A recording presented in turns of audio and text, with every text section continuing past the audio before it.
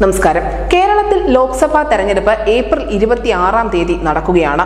പ്രധാനമായും UDF-ഉം LDF-ഉം NDA-യും തമ്മിൽ തന്നെയാണ് പോരാട്ടം.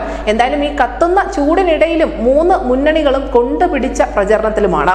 കരുത്തരെ തന്നെ കളത്തിലിറക്കിക്കൊണ്ടാണ് BJP മുന്നേറിക്കൊണ്ടിരിക്കുന്നത്. നമുക്കറിയാം, ഇന്ന് തിരുവനന്തപുരത്ത് രാജീവ് ചന്ദ്രശേഖറിന് വേണ്ടി പ്രചരണത്തിനെത്തിയത് വിദേശകാര്യമന്ത്രിയായ S. ജയശങ്കറാണ്. ഇനി വയനാട്ടിലേക്ക് വരുമ്പോൾ കേരളത്തിന്റെ BJP സംസ്ഥാന അധ്യക്ഷനായ K. സുരേന്ദ്രന് വേണ്ടി സ്മൃതി ഇറാനി പോലും കളത്തിലിറങ്ങിയിട്ടുണ്ട്. അതേസമയം കോൺഗ്രസ് ആവട്ടെ 2019 വിജയം ആവർത്തിക്കാൻ പണിപ്പെട്ടുകൊണ്ടിരിക്കുകയാണ്. 19 ലോക്സഭാ സീറ്റുകളാണ് അന്ന് കോൺഗ്രസ് നേടിയത്. ഈ നേട്ടം തന്നെയാണ് അവരെ ദേശീയ തലത്തിൽ പോലും പിടിച്ചു നിർത്തിയത് എന്നുകൂടി പറയേണ്ടി വരും.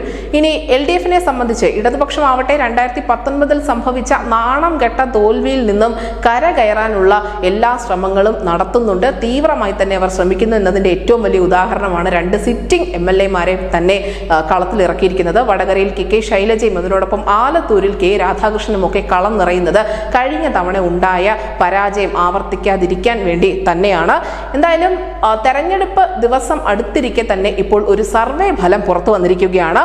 ഇന്ത്യ TV CNX-ന്റെ അഭിപ്രായ സർവേ ദേശീയ തലത്തിൽ പോലും ശ്രദ്ധ നേടുന്നത് കേരളത്തിൽ BJP അക്കൗണ്ട് തുറക്കും എന്നുള്ള പ്രവചനത്തിന്റെ പേരിലാണ്. അതും വെറുതെ ഒരു സീറ്റ് നേടുകയല്ല, മറിച്ച് കേരളത്തിൽ BJP 3 സീറ്റുകൾ നേടും എന്നാണ് അവസാന ലാപ്പിലേക്ക് എടുത്തിരിക്കുമ്പോൾ ഈ സർവേ പറഞ്ഞിരിക്കുന്നത്. UDF 10 സീറ്റുകൾ നേടുമ്പോൾ LDF 7 സീറ്റുകൾ നേടും എന്നുകൂടി ഇവർ പറയുന്നുണ്ട്. ഇനി ഓരോ പാർട്ടി അടിസ്ഥാനത്തിലാണെങ്കിൽ കോൺഗ്രസ് 7 സീറ്റും CPM 5 സീറ്റും BJP 3 സീറ്റും CPI ആവട്ടെ 1 സീറ്റും KCM അഥവാ കേരള കോൺഗ്രസ് മാണി വിഭാഗം 1 സീറ്റും മുസ്ലിം ലീഗ് 2 സീറ്റും RSP 1 സീറ്റും നേടും എന്ന് വ്യക്തമായി തന്നെ ഇവർ പ്രവചിച്ചിരിക്കുന്നു.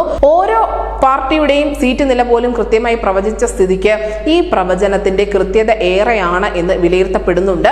BJP 3 സീറ്റുകൾ നേടുമെന്ന് പറയുമ്പോൾ ഇനി അത് ഏതൊക്കെ സീറ്റുകളായിരിക്കും എന്ന കാര്യത്തിൽ മാത്രമേ ഇപ്പോൾ ഒരു സംശയം തുടരുന്നുണ്ട്. കൂടുതൽ ആളുകളും ഇതിൽ അഭിപ്രായം പങ്കുവച്ചിരിക്കുന്നത് അത് ഒരുപക്ഷെ തിരുവനന്തപുരവും അതിനോടൊപ്പം തൃശ്ശൂരും ആറ്റിങ്ങലും ഒക്കെ തന്നെ ആവാമെന്നാണ്.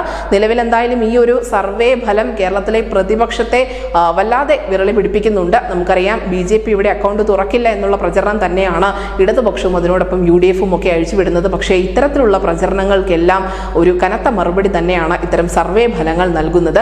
ഇനി ഏതാനും ദിവസങ്ങൾ കൂടി മാത്രമേ മുന്നിലുള്ളൂ. ഈ സർവേ ഫലങ്ങളുടെയൊക്കെ യാഥാർത്ഥ്യം എന്തായിരിക്കും, അല്ലെങ്കിൽ ഈ ചിത്രം തന്നെയാണോ ജനങ്ങളും വരയ്ക്കാൻ ഉദ്ദേശിക്കുന്നത് എന്നതൊക്കെ തെരഞ്ഞെടുപ്പിന് ശേഷം മാത്രമേ അറിയാൻ സാധിക്കുകയുള്ളൂ. നിലവിൽ എന്തായാലും ഈ സർവേ ഫലം കേരളത്തിൽ BJP 3 സീറ്റ് പിടിക്കുമെന്നുള്ള ആ പ്രവചനം ദേശീയ തലത്തിൽ തന്നെ ചർച്ചയാവുന്നുണ്ട്. News desk news India Malayalam.